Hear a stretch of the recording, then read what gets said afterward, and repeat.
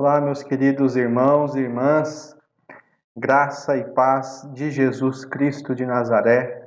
Eu espero que você esteja muito bem aí onde é que você está, de coração. E espero que você esteja passando por este momento de pandemia com muita esperança, com muito ânimo, com muita disposição, porque já estamos aí desde meados de março, 20 de março, por aí até hoje, nessa situação em que estamos cheios de restrições para conviver com outras pessoas, na nossa própria comunidade.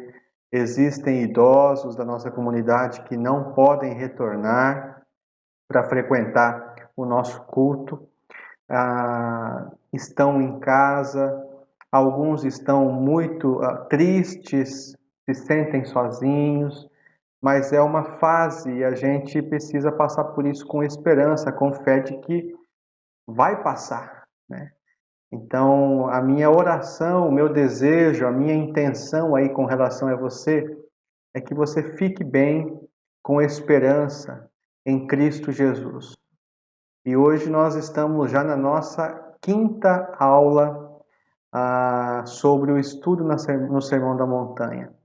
Já estamos aí na quinta aula.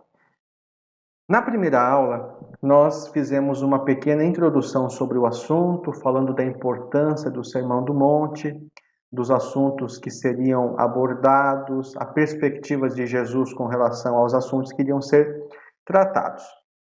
Depois nós trabalhamos com as bem-aventuranças. Bem-aventurado o quê? E ali a gente aprendeu o caráter do cristão, de que forma o nosso estilo de vida pode gerar contentamento de acordo com os ensinos de Jesus, não é? Depois nós estudamos sobre a influência do cristão, sal e luz. O que é ser sal e luz numa sociedade como a nossa? Qual a importância do papel do cristão na sociedade? A sua atuação nas mais diversas áreas da sociedade. E hoje nós vamos trabalhar sobre este tema aqui, mutilando sentimentos criminosos, onde Jesus vai nos alertar acerca de algumas questões importantes para o nosso comportamento de hoje. E eu quero que você me acompanhe aí nos slides para a gente poder ler a palavra de Deus nos versos de número 21 a 30 do Evangelho de Mateus, capítulo de número 5. Tá? Então, como costumeiramente fazemos, nós vamos ler aqui os versos da palavra do Senhor. Diz assim: Vocês ouviram o que foi dito aos antigos: não mate, e ainda, quem matar estará sujeito a julgamento. Eu, porém, lhes digo que todo aquele que se irar contra o seu irmão estará sujeito a julgamento. E quem insultar o seu irmão estará sujeito a julgamento do tribunal. E quem o chamar de tolo estará sujeito ao inferno de fogo.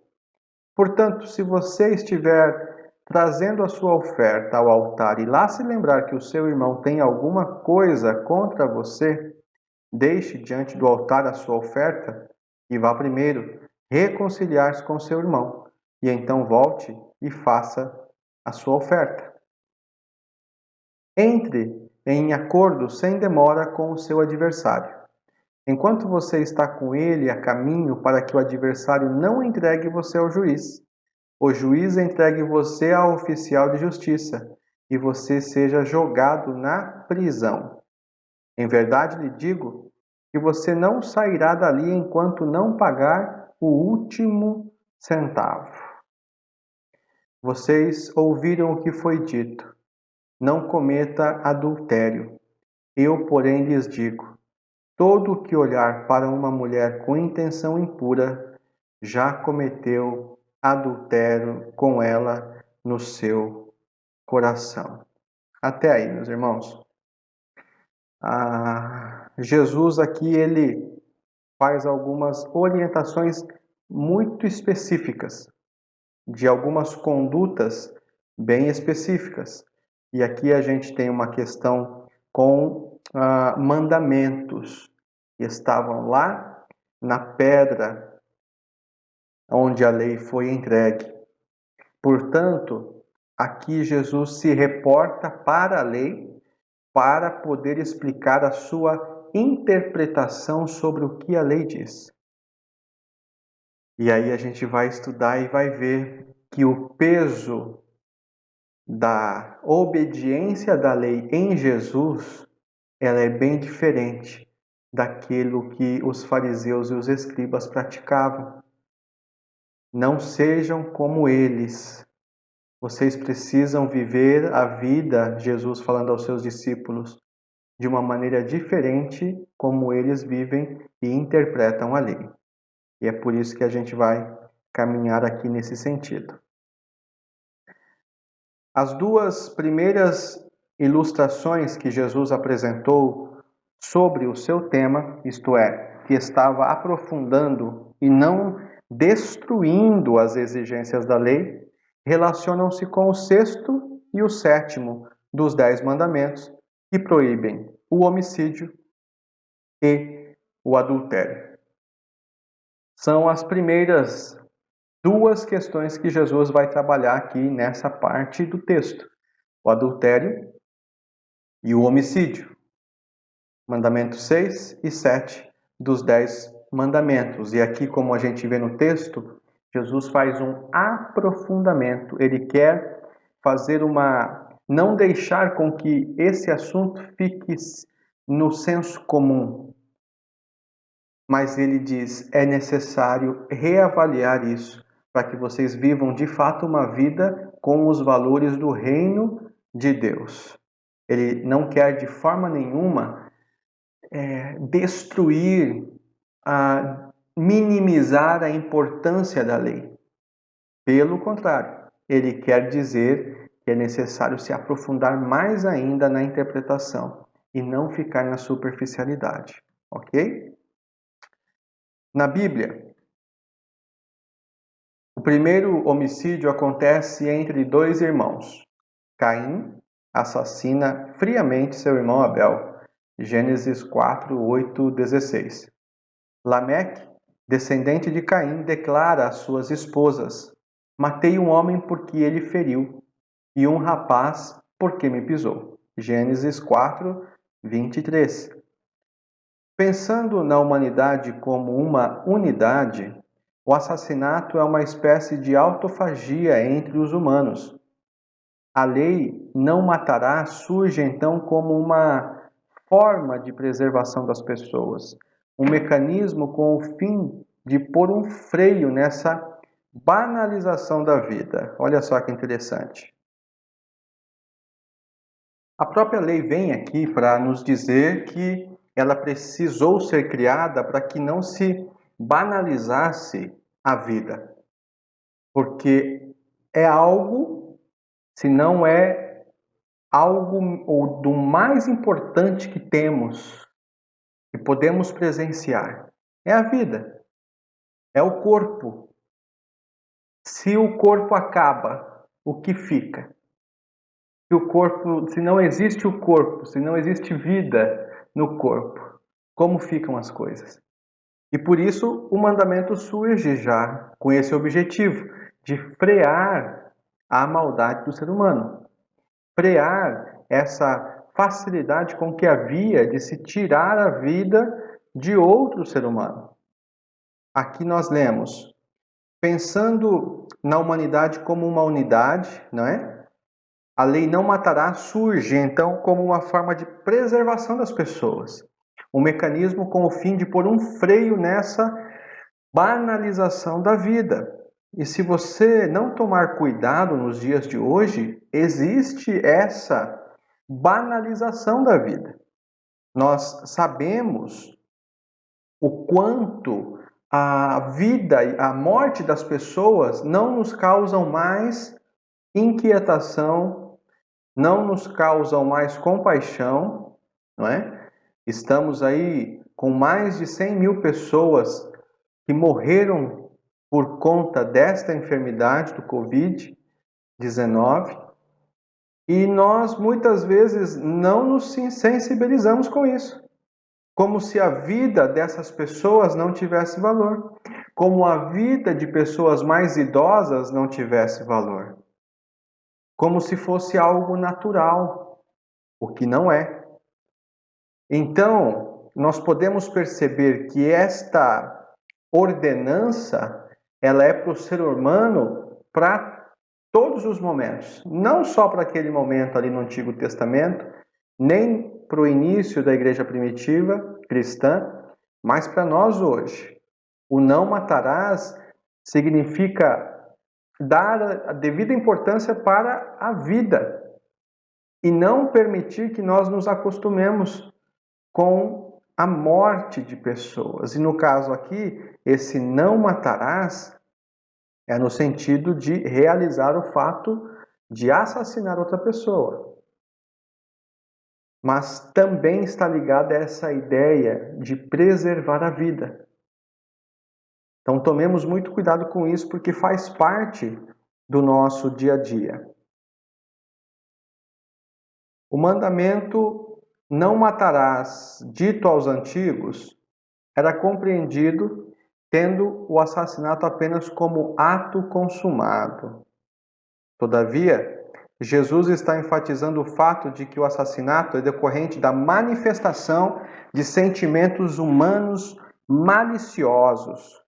A raiz do problema aloja-se dentro da pessoa, não é uma influência externa. Quem não quer ser assassino necessita erradicar a maldade enraizada na caverna da alma. É essa profundidade que Jesus tenta passar para os seus discípulos. É esta noção de que o mal precisa ser cortado pela raiz. Os sentimentos, as intenções são mais importantes do que o próprio ato de realizar um assassinato. Se você trabalha na raiz, se você trabalha na intenção, ali mesmo você já consegue fazer com que o ser humano repense a sua vida e não chegue a praticar o ato. Uma das coisas mais importantes da igreja nos dias de hoje é ela ser sal e luz na sociedade, dando a base. Cuidando de crianças, por exemplo, instruindo as crianças com relação a um estudo como esse. Lógico que para uma linguagem específica para as crianças. Mas se nós cuidarmos hoje na sociedade das nossas crianças e educarmos de tal forma que elas compreendam que elas precisam ser trabalhadas no seu interior, cuidadas no seu interior, muitos homicídios, muitos assassinatos, muitos roubos serão exterminados. Eles não acontecerão. A igreja precisa trabalhar na base, na raiz dos problemas. Logo no início, jovens, crianças, adolescentes, pré-adolescentes, quando nós embutimos os valores do reino nessa faixa etária, nós conseguimos ter uma sociedade mais justa, mais fraterna, mais honesta, porque nós vamos ensiná-las desta forma e dizer que o que importa é o que está no seu pensamento. É o seu coração que precisa ser tratado primeiramente, para que assim você lá no futuro não cometa algo porque o seu coração já se contaminou. É muito interessante a gente olhar também nesse viés. Não é o ato em si que é o problema, lógico que é importante, claro que é, porque é o ato do assassinato. Mas se você já tem a intenção de fazer isso, você já pode ir a juízo, como diz o texto sagrado. Está escrito que Caim, seu irmão, matou seu irmão porque as suas obras eram más, 1 João 3,4. Logo, o assassinato não começa com uma arma na mão, inicia com uma intenção maliciosa. Fermenta-se no ódio do coração, concretiza-se a partir da internalização mental da morte. Mas a lei sozinha não tem poder para erradicar essa fermentação fúnebre dentro das pessoas. A lei pode até exercer o papel de inibir, de um modo geral, tem a função, a lei pode até exercer o papel de inibir. De um modo geral, tem a função de punir, mas quase nenhum poder para prevenir.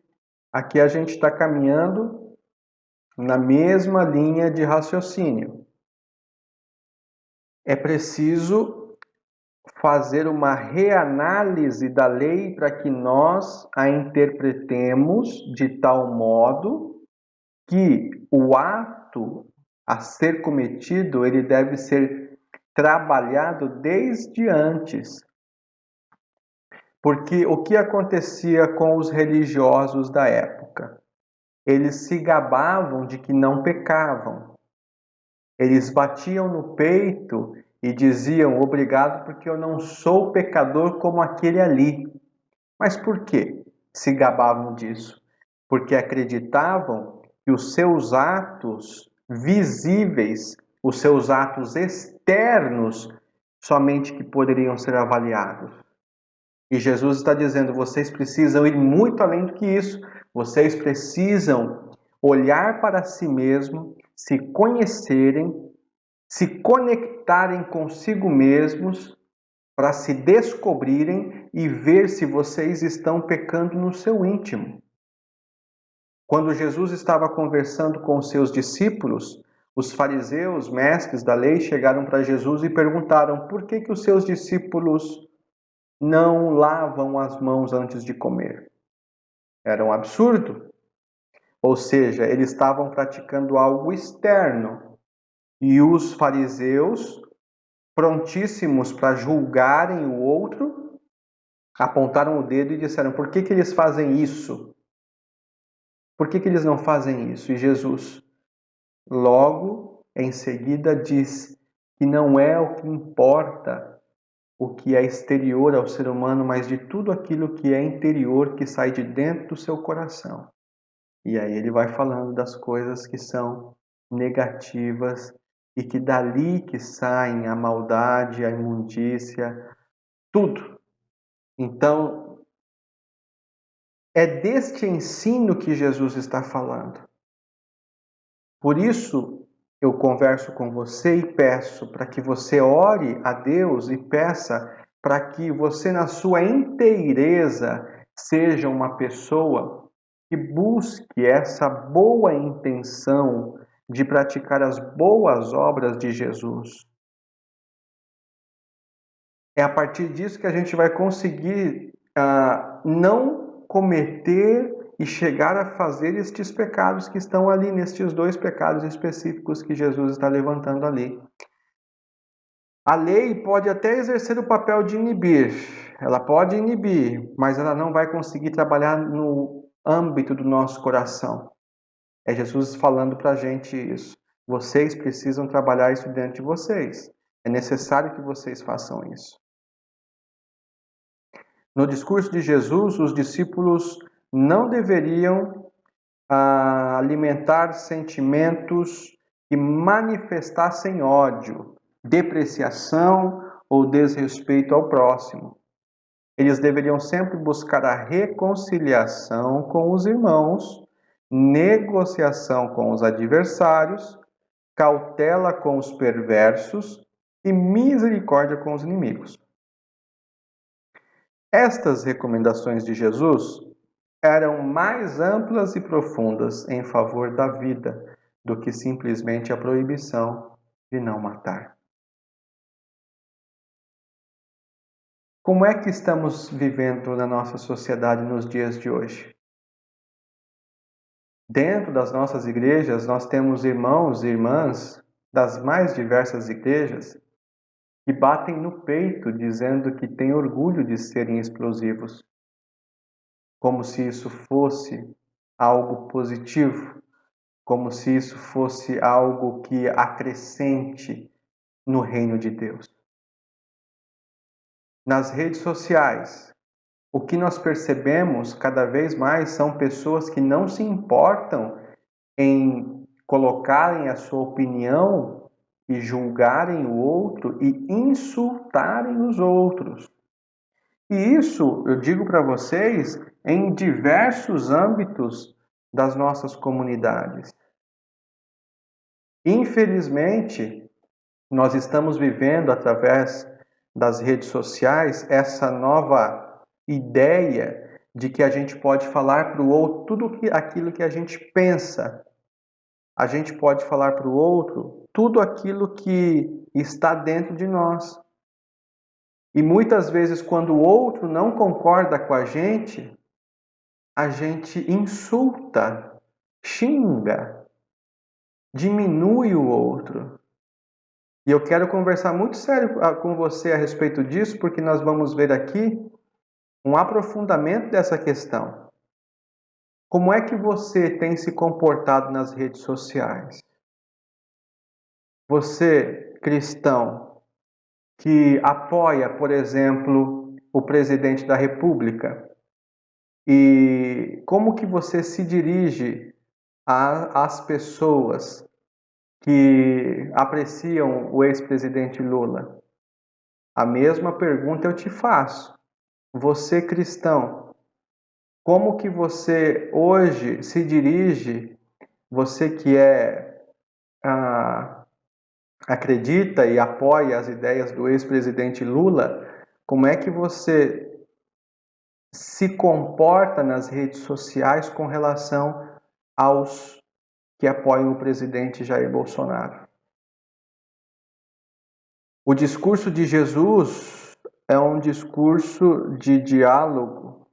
A gente vai aprofundar isso aqui. Você está perguntando, mas Pablo, eu não posso me manifestar publicamente? Claro que você pode se manifestar. É um direito seu como cidadão deste país, de Estado de Direito Democrático. Você tem todo o direito.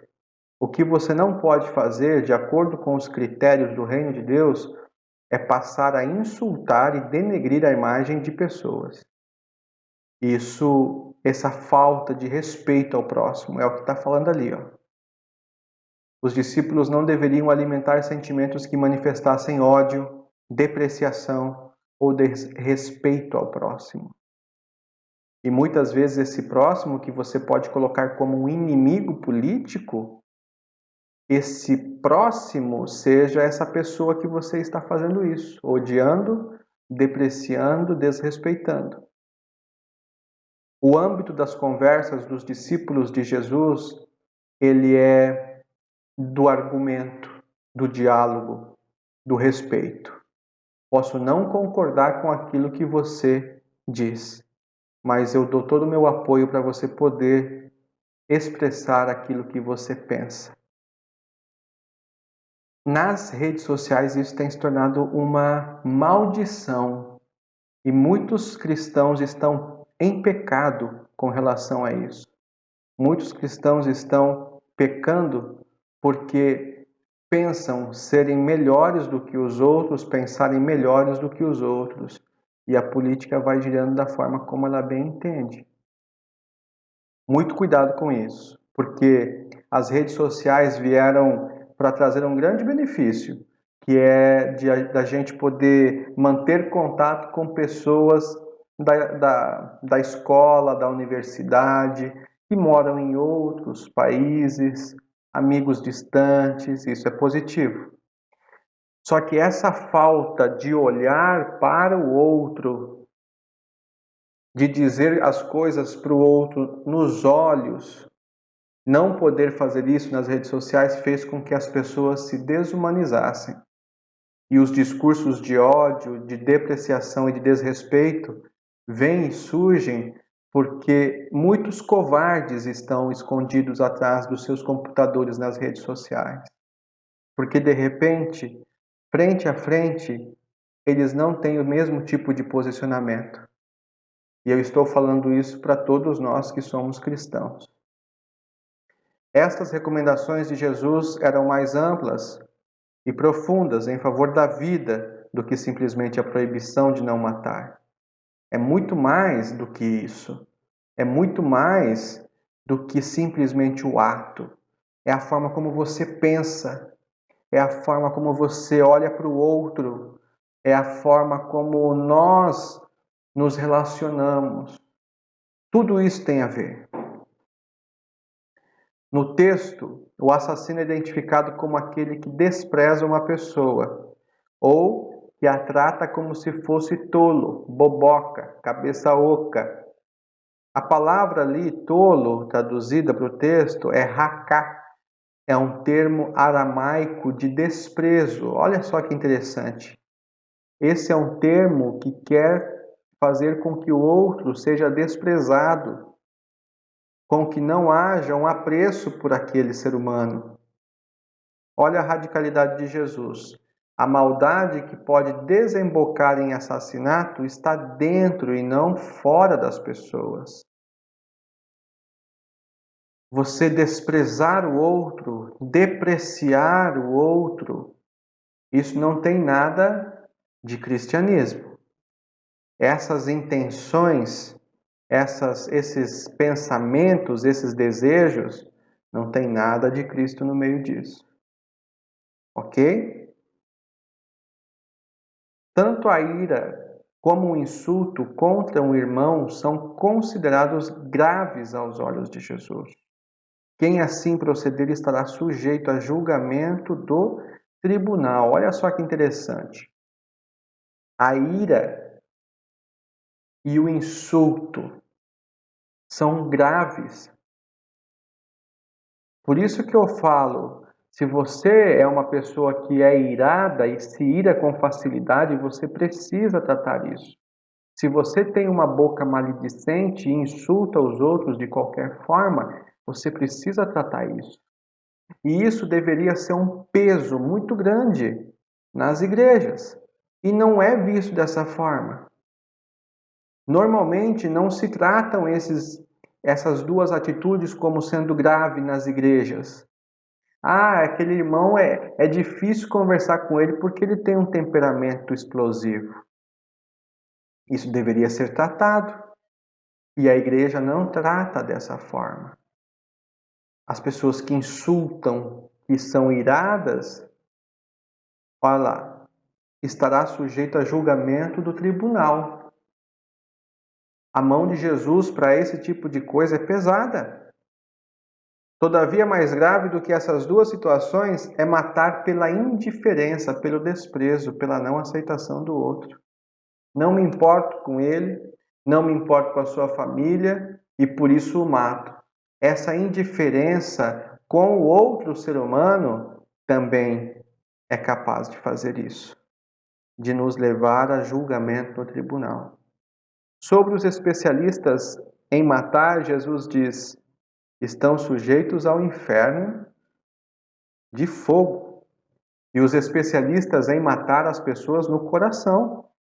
Os especialistas em matar as pessoas com as intenções, com ira, com insulto, com desprezo, estão sujeitos ao inferno de fogo. Nós precisamos levar a palavra de Deus mais a sério. Nós precisamos colocar essas questões em prática. Não é verdade? Vamos lá. Agora a gente vai dar uma olhada aqui para os versos, porque está escrito ali no verso 23, e eu chamo a sua atenção aqui para você olhar aqui. Mutilar o desprezo ao irmão, usando a reconciliação. Olha lá comigo.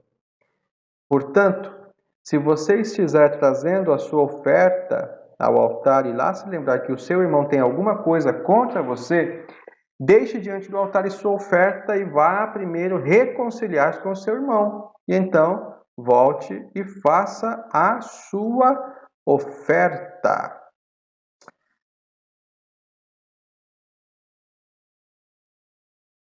Fica evidente a importância dos relacionamentos.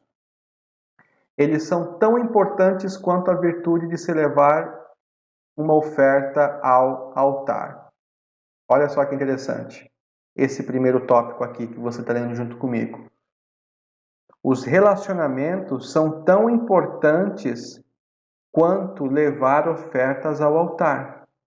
Porque para que você faça isto, você terá que se resolver primeiramente com aquilo. Para que você leve a oferta ao altar, primeiro você precisa se reconciliar com o seu irmão, senão a oferta não vai valer de nada. Se você vai à igreja, se você participa da comunhão da igreja, mas você precisa se reconciliar antes com alguém, esta oferta do seu tempo para cultuar a Deus, ela de nada valerá.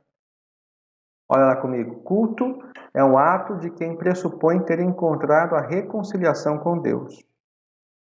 E, sendo reconciliado com Deus, deve viver também reconciliado com o irmão. Se eu estou reconciliado com Deus, isso vai fazer que também nas minhas relações humanas isso prevaleça. Com Deus sou reconciliado. Se tenho algum problema com algum irmão da minha comunidade, principalmente, eu preciso ir lá e conversar.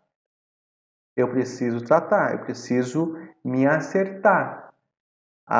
Essa reconciliação é muito importante diante de tudo que a gente vive dentro da igreja. Quantos problemas de relacionamento não existem dentro da igreja? E muitas pessoas que estão dentro da igreja e com tempo de igreja, muitas vezes, acreditam que não é necessário se reconciliar com os irmãos.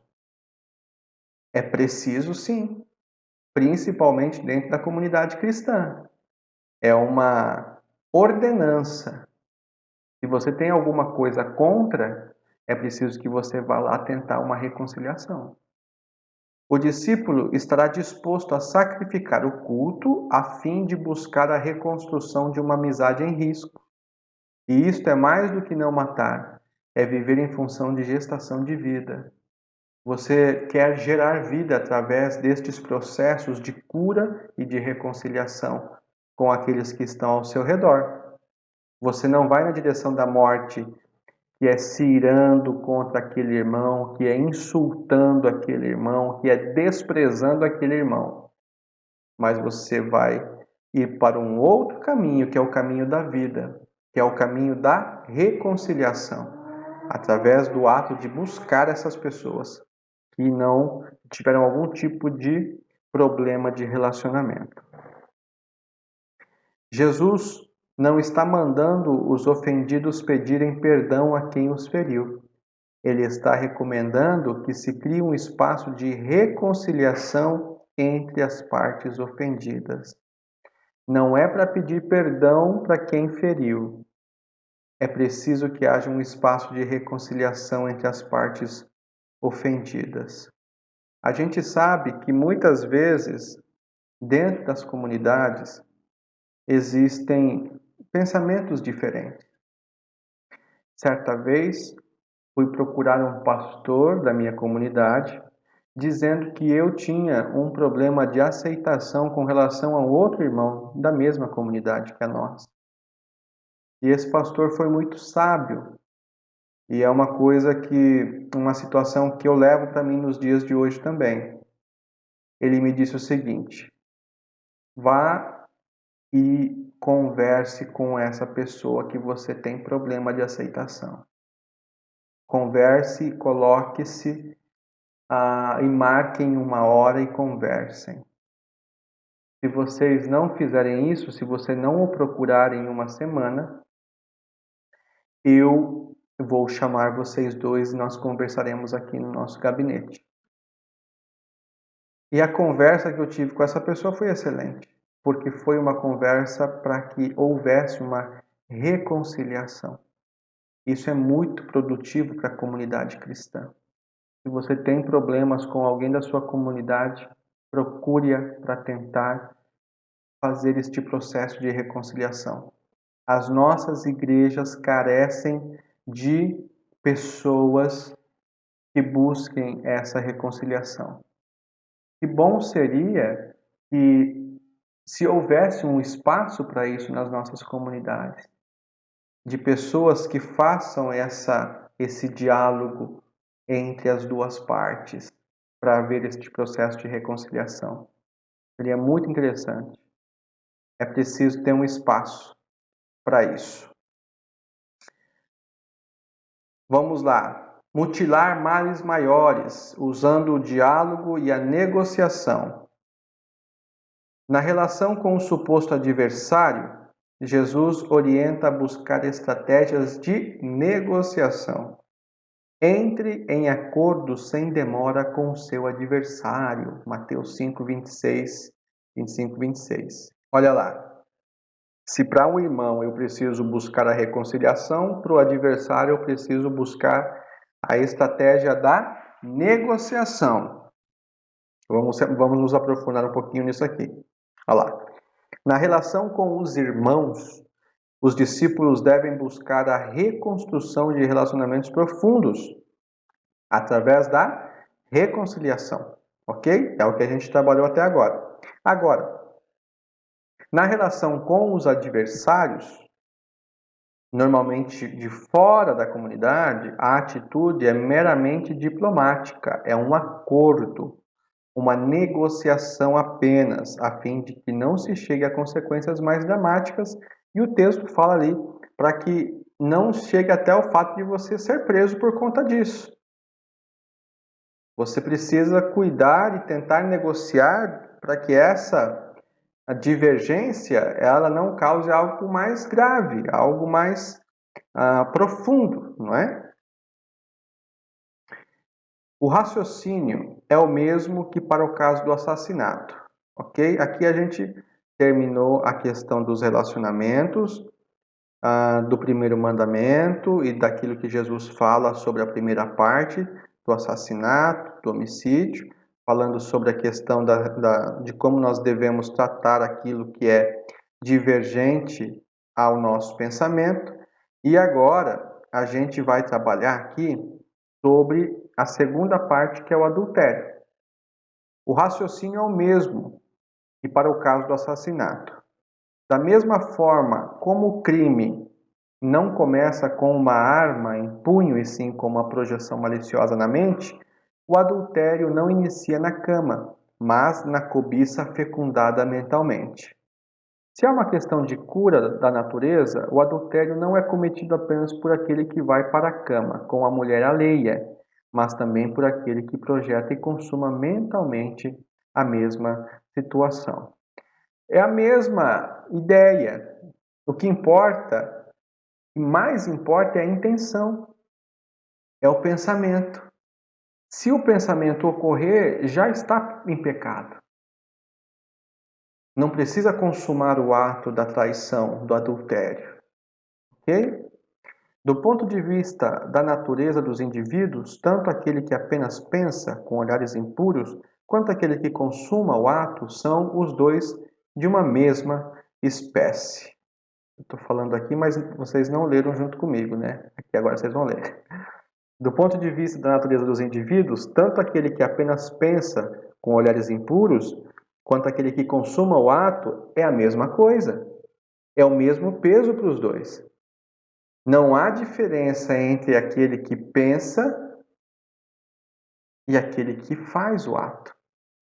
Com isso, Jesus ataca o mal pela raiz, condenando a utilização do outro como objeto de consumo do prazer sem compromisso. Alimentar o sentimento e usar o outro mentalmente é tão pecaminoso quanto o ato praticado. Por isso que a análise do pecado com relação a essa intenção é muito pesada. Porque Jesus está dizendo, você não pode apenas punir aquele que pratica o ato do adultério, mas você também precisa usar da mesma medida com aquele que somente pensa. E o religioso, ele normalmente pune aquele que pratica o ato, mas ele não olha para si quando ele olha com intenção impura para uma mulher e acha que não está pecando. E Jesus diz: não, é a mesma coisa. Vocês são farinha do mesmo saco, estão em pecado da mesma forma.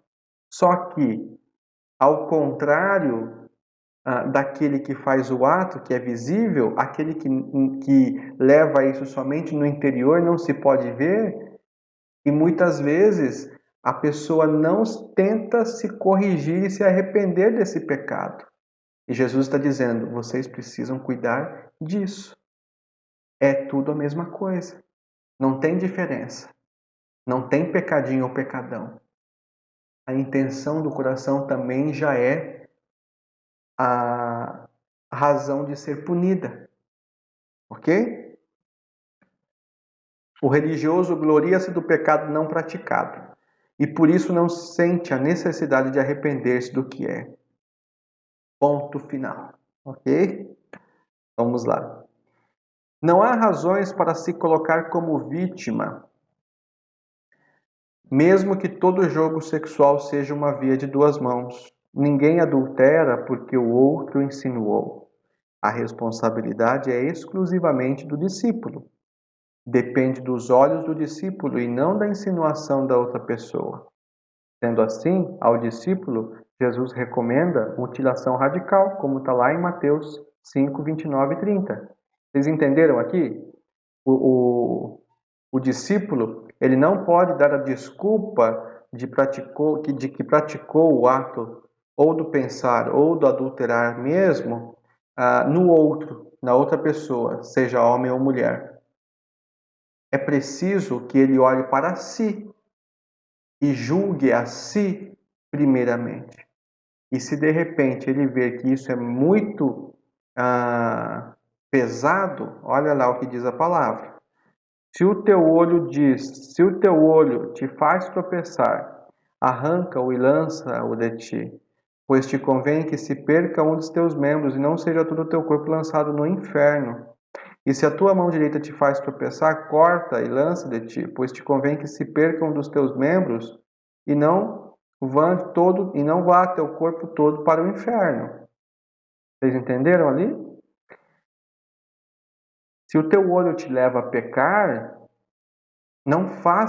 tenha consigo um crivo muito mais exigente do que o outro. Se você está vendo que o teu olho te faz pecar, é melhor que você arranque. É pesado. O ensinamento é algo que exige muito de nós. No caso específico do texto que estamos refletindo, a recomendação é erradicar algo que, por mais precioso que seja, possa induzir o discípulo ao adultério. Adulterar é tornar impura uma relação de amor. Assim como o ato de matar não se inicia pela eliminação do outro e sim pelo ódio, pela malícia que assassina a nossa vocação humana dentro de nós mesmos, o adultério é essa manifestação desumana que reduz o desejo numa intenção egoísta. Porque quando você adultera, você só pensa em você. Você não pensa na outra pessoa, nas consequências que haverá para o cônjuge da outra pessoa. Você só está interessado no seu prazer, você só está interessado em satisfazer a si mesmo. Esse egoísmo, essa indiferença com o que há de acontecer com o outro, para Jesus é muito pesado. O crivo de Jesus para isso é muito pesado. Por isso, para o discípulo, o adultério não começa apenas fora do casamento. Inicia-se quando até mesmo a motivação matrimonial não é de amor. Quando se vive, mesmo que casado, usando o outro como mero objeto de consumo. Lembremos que Jesus não está tratando de questões legais apenas, e sim motivacionais. Os olhos do coração, vida interior, constituem-se no ponto de partida na santidade do discípulo. Olha que interessante. Muitas vezes a gente pensa que o adultério ou o pensamento da objetificação do outro, de pensar somente no meu prazer, acontece fora do casamento. E quantos casais e nós sabemos que existem e talvez até conheçamos, dentro do seu casamento, principalmente o homem olha para a mulher como se a mulher fosse um objeto que deve lhe servir, que deve lhe satisfazer, e em contrapartida ele não dá nada. Está em pecado? Sim. Está casado? Sim. O casamento não é garantia de que não haverá pecado na área sexual. É muito importante a gente olhar dessa forma para a gente não ter pensamentos simplistas com relação a esse tipo de situação. Quantos casais que se casam somente para poder se afirmarem diante da comunidade e têm depois o seu casamento frustrado porque estão em pecado dentro do casamento, um querendo a sua própria satisfação, não querendo olhar para o outro como um ser humano que também tem as suas necessidades nas mais diversas áreas. Os olhos do coração, meus irmãos e minhas irmãs, a vida interior são o ponto de partida para nós sermos pessoas que buscam a santidade. Não é através dos atos exteriores. O discípulo procura ser santo nos seus pensamentos, nas suas emoções, nas suas intenções. É isso que Jesus está dizendo aqui nesta passagem. Ok? Estamos finalizando a nossa aula e na próxima aula nós trabalharemos sobre a justiça do cristão, fidelidade no casamento e honestidade nas palavras. Eu espero que esse estudo tenha sido uma bênção para você. E espero de coração que você consiga enxergar em você aquilo que precisa ser tratado à luz daquilo que nós estudamos no dia de hoje. Ok? Até a próxima. Que Deus te abençoe. Um forte abraço. Até mais.